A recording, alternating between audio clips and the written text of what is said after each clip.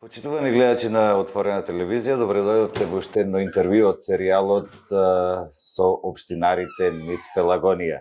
Со нас тука е Сотир Габеловски од општина Крушево. Здраво, Сотир. Здраво, како сте? Добро дојдовте во Крушево. Добро, фала на топлиот пречек тука, фала на кафето.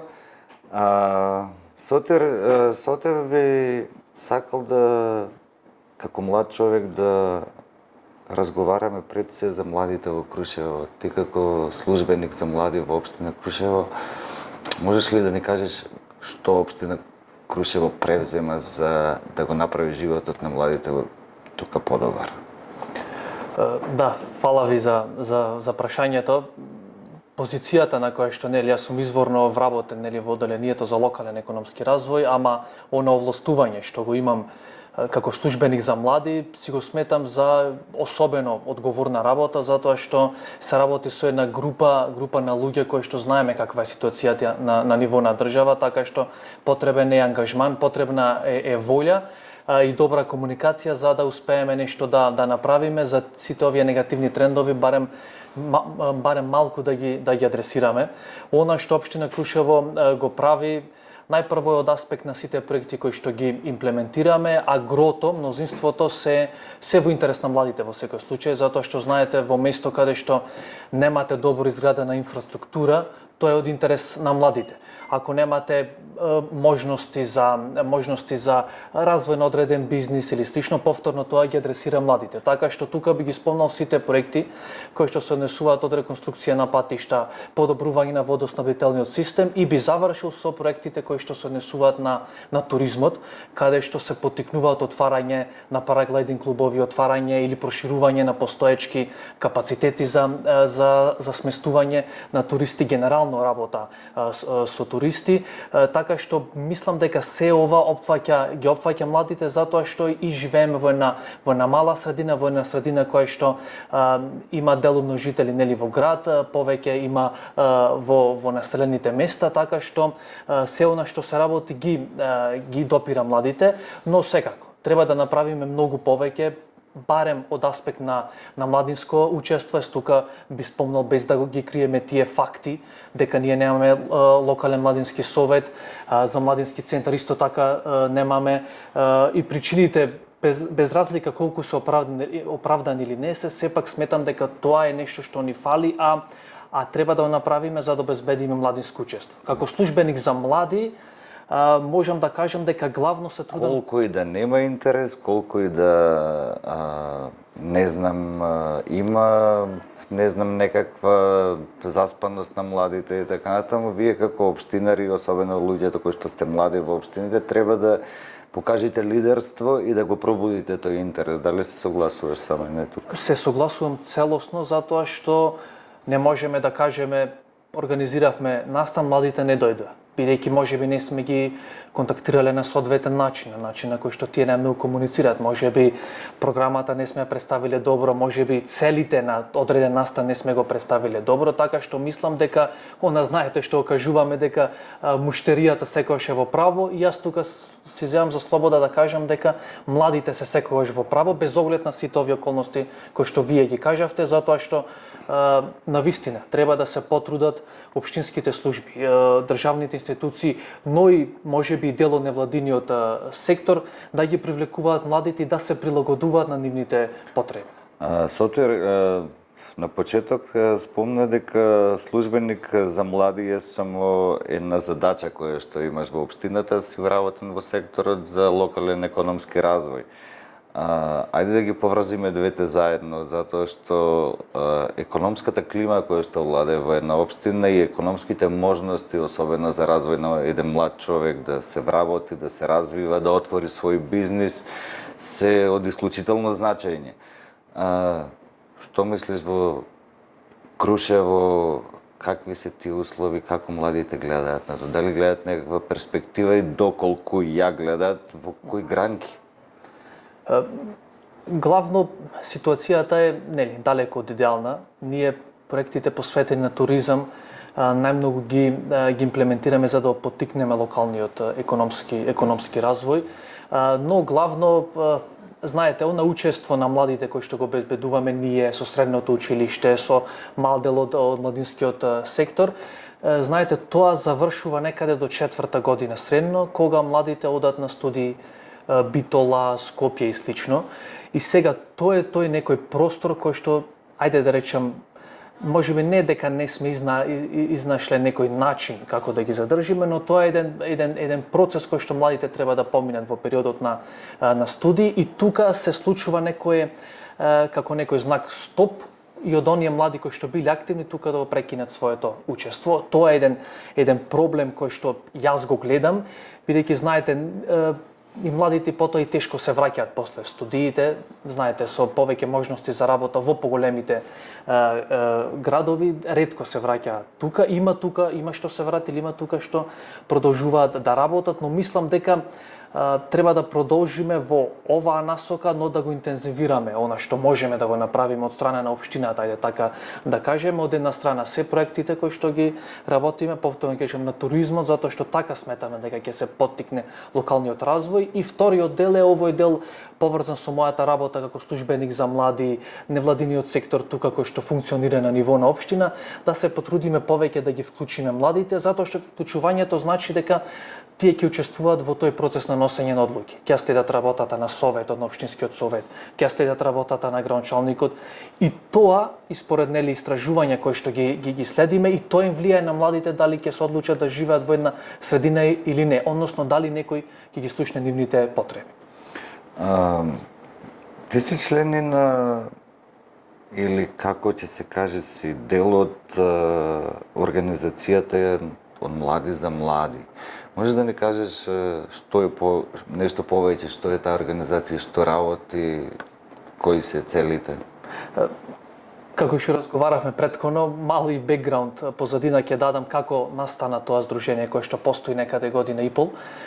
Се започна од една иницијатива која што го носеше тоа име од млади за млади, на ниво на неформална група на млади луѓе од Крушево, кој што аплициравме на проект во рамки на поддршка за изборни реформи проектот, каде што добивме одредени финансиски средства за да изработиме, за да организираме фокус групи и работилници, за да ги слушнеме младите, односно сите ние млади да се кажеме што сметаме дека општината треба да направи за да задоволи одредени наши потреби. Се одржаа неколку фокус групи, се одржаа 2 работилници, собравме предлог проекти, предлози од младите и тоа сето го сублимиравме во еден документ кој што го нарековме каталог со проекти. Тој каталог со проекти го доставивме до политичките партии и до сегашниот градоначалник на општина Крушево, и сега во овој мандат, еве, изминуваат неколку години, следиме колку тие проекти што младите ги предложиле се имплементираат на терен. Тоа е позадината на ова здружение кое што се одлучивме некаде октомври 2022 да го основаме.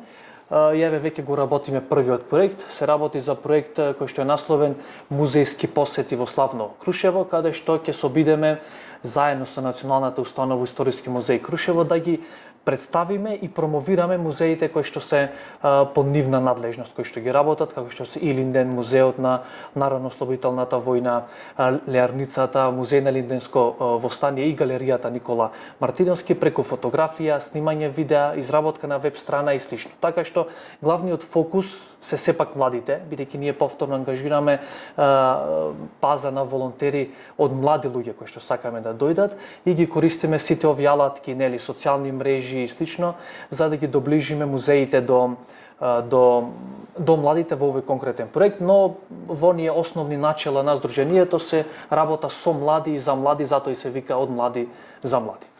Од одговорот на ова прашање ми, тоест елаборацијата и на твоето на начин на кој што не запозна со организацијата од млади за млади, ми остана само една работа како негативна. А тоа е дека вашите предлози сте ги доставиле до политичките партии. Политичките партии не може да ни ги решат никакви проблемите. се доставуваат само до институциите. А и на политичка партија, пошто скоро сите имат представници во институциите, можат да дојдат до информациите. Како млади, бркајте ги институциите. Рековме, Крушево нема младински совет, но ти имаш среќа да бидеш член на националниот и си заменик председател, така?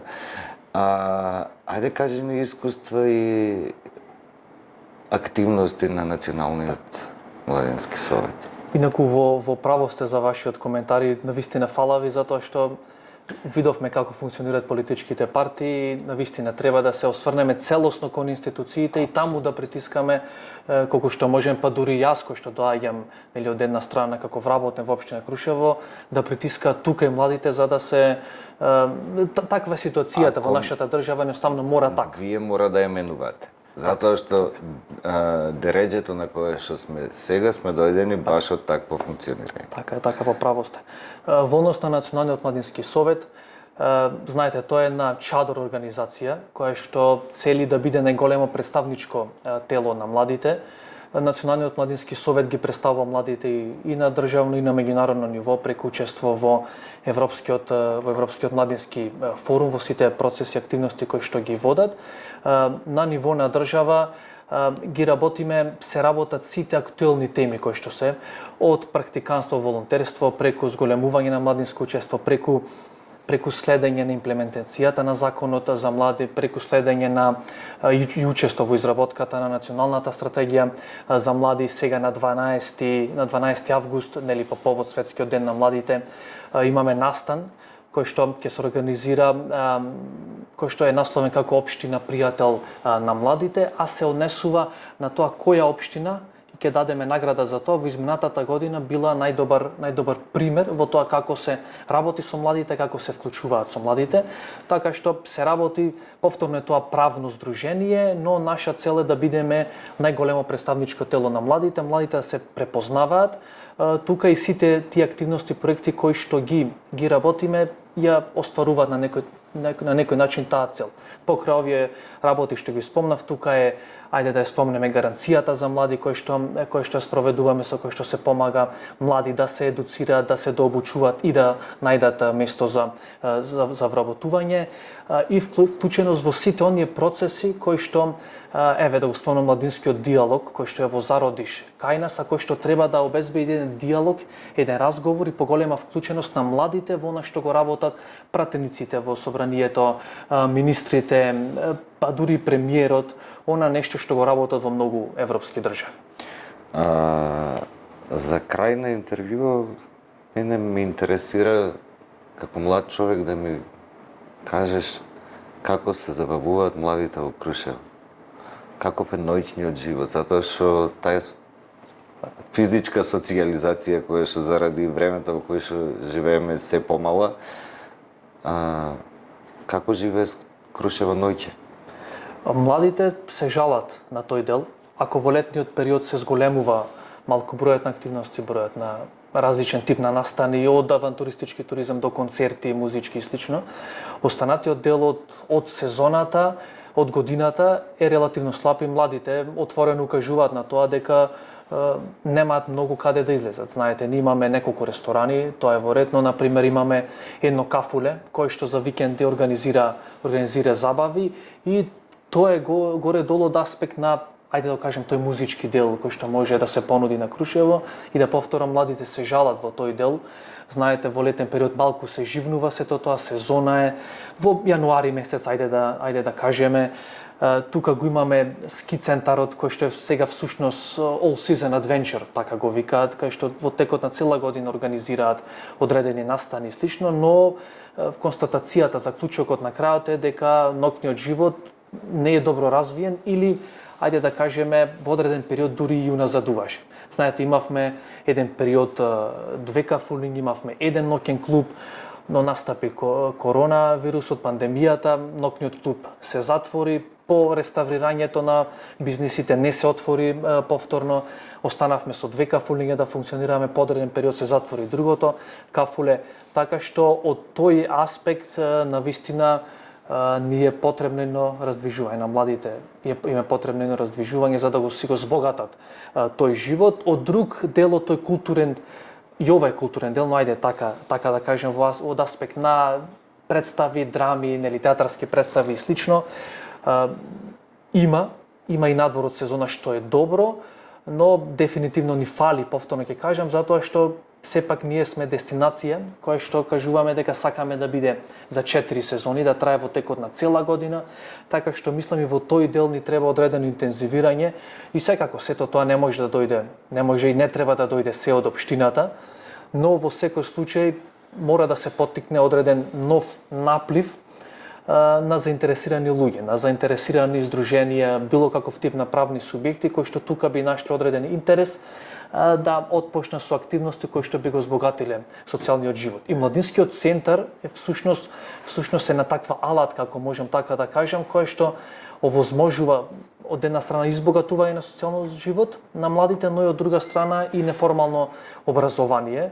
Но приказната позади тоа се да не се навраќаме повторно на темите. За една мала општина, знаете, малку е тешко финансиски да основа еден младински центар, но сепак тоа е уште една алатка која што многу навистина ќе помогне на градот и на сите млади кои што живеат тука и кои што се стремиме да ги задржиме, да останеме тука. Сотира ти посакувам многу успех на сите полиња, во сите овие организации кои што членуваш. Ти посакувам енергија и ентузијазмот да те држи и се надевам дека за брзо време ќе разговараме, дека работите тргнале на подобро, младите почнуваат да се чувствуваат посреќни и дека имат и перспектива економска и дека имат и подобра забава. Фала ти уште еднаш. Фала и вам. А вас ви благодарам за вниманието и се гледаме во следно интервју.